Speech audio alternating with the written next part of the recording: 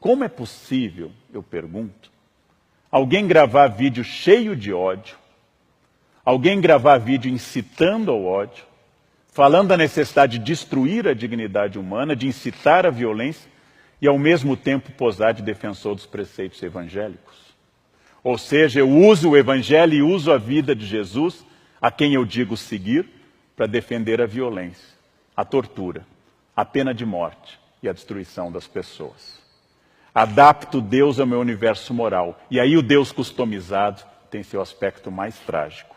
Faço Jesus defender a pena de morte, sendo que ele sofreu a pena de morte. Defendo a tortura em nome do bem, quando o supremo bem foi torturado. E excluo pessoas que não mereceriam a misericórdia ou a compaixão, em nome do Deus da misericórdia e da compaixão. Será que essas pessoas, que eu estou chamando, entre aspas, homens de bem, leram o mesmo evangelho que eu li?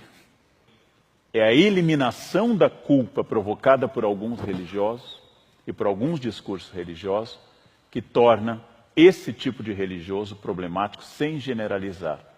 Porque perseguir, matar e fazer discurso de ódio em nome de Deus é a suprema elaboração do mal. Porque eu torno o ódio uma virtude, a exclusão um mérito, e torno o combate ao outro um dever ditado por Deus. Um Deus, naturalmente, que não tem nada a ver com isso.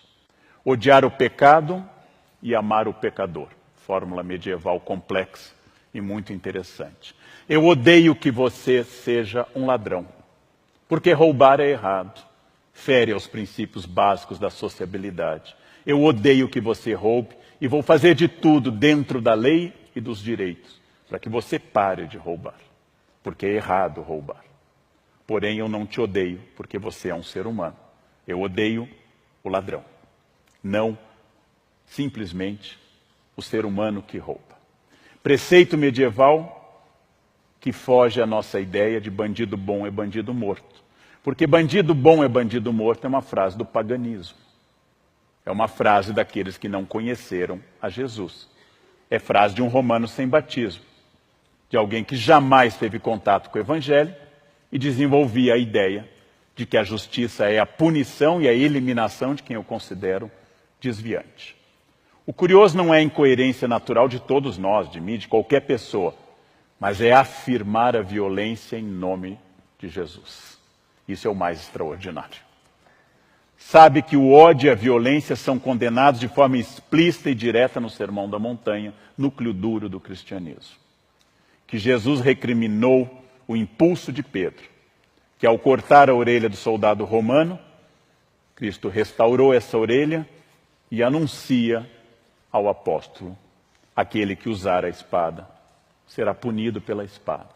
Aquele que empunhar a arma será castigado pela arma. Eu não vim trazer a espada, eu vim trazer a paz. Princípio magno do mestre, horas antes de ser torturado e morto. Pela natureza da encarnação de Jesus e de sua morte sob tortura, todo e qualquer cristão nasce com a obrigação de ser inimigo da tortura e da violência. Porque, afinal, Jesus foi torturado e condenado à morte, de forma injusta.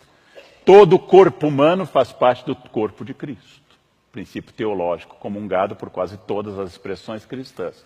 Logo, qualquer tortura em um ser humano, independente da ação que ele tenha cometido, independente da sua orientação ideológica, é uma tortura no corpo de Cristo, que revive a cena daquele homem atado a uma coluna sendo chicoteado, coroado de espinhos e levando tabefes e cusparadas dos soldados.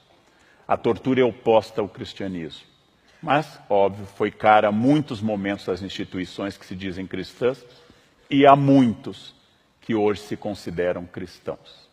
Elogiar a tortura é o gesto mais poderoso para dizer que eu sou inimigo de Cristo, inimigo da fé. Obrigado.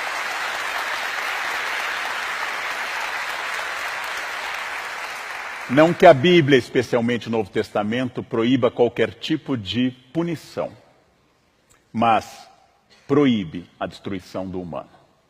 Mesmo que eu tenha que reter alguém para que não seja um perigo social, isso deve ser feito com respeito. Mesmo que a pessoa tenha errado como adúltera, eu não tenho que dizer, atirem à vontade a pedra, porque ela não é uma pessoa de bem. Jesus diz, quem não tiver pecado, atire a primeira pedra. Os homens de bem, entre aspas, porque naturalmente há homens de bem, há mulheres de bem, há pessoas de bem, de fato, mas eu vou usar essa expressão no sentido usual das redes sociais. Os homens de bem proclamam que os direitos humanos são para os humanos direitos. Frase contraditória, que eu ouvi várias vezes. Chamamos em filosofia isso oxímoro, contradição em termos. Ou seja, se são direitos humanos, pertencem a todos os humanos. Pertencem inclusive aos políticos. É tão radical essa frase, que nós devemos dizer que todo senador tem direitos humanos.